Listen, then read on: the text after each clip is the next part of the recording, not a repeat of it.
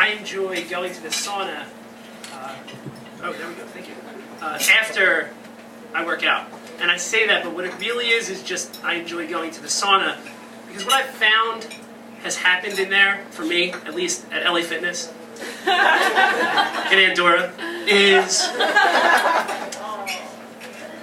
people, and by people I mean half-naked, middle-aged men, feel the need to like bond and open up. So this one day, I went to LA Fitness, and it had been about 3 months since I had been there, and I hadn't paid my dues. And I asked them, you know, can I just start over and not pay you for the last 3 months that I haven't come once, so I don't hate myself for 2 reasons?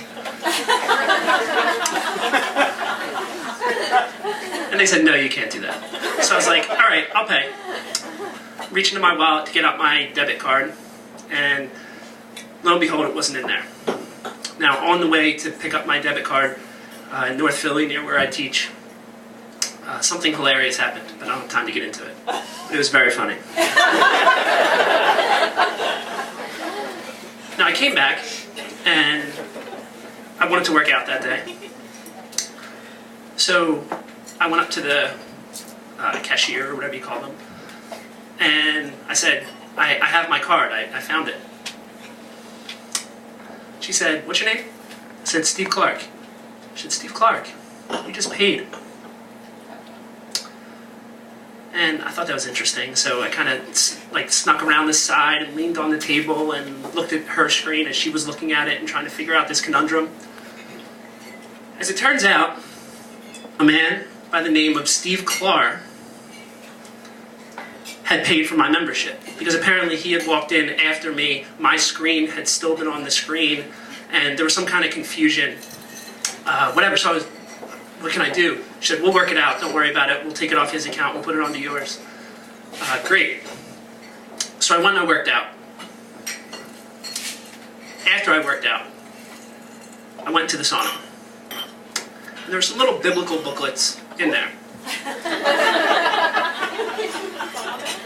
And the man, who was about maybe 45, 50, shirt off, sweating,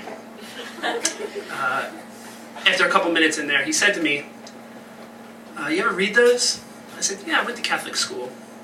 He was like, oh, I went to Catholic school too. I hated it. And he started to tell me his life story. And I mean, like, 15 minutes into this, I couldn't leave, but my mouth was about to dry out, and I was about to pass out by the end of this. But it was worth it. And I think the end might have been an illusion, I don't know. I might have been sweating so much that my mind went to some other world. So he starts telling me how, when he was in his 20s, this girl who he loved had broken his heart because she was sleeping around with all of his friends. And he said one day he went to his basement and put a shotgun in his mouth. And he said that day, for the first time, he heard the voice of God. And God said to him, wait a week.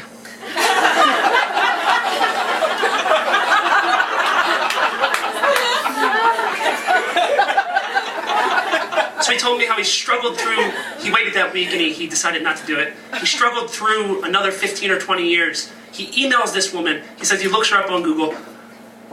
Retrospectively, it was a little weird that he was kind of following her. He says, I emailed her and she told me how she had gotten cancer and she had faced all these problems with her children and how she's so sorry and God has punished her for what she did to me. And this is Steve Clark. And he then said, that night I wish that I could take on her pain. And that night I had the only wet dream I've ever had in my life.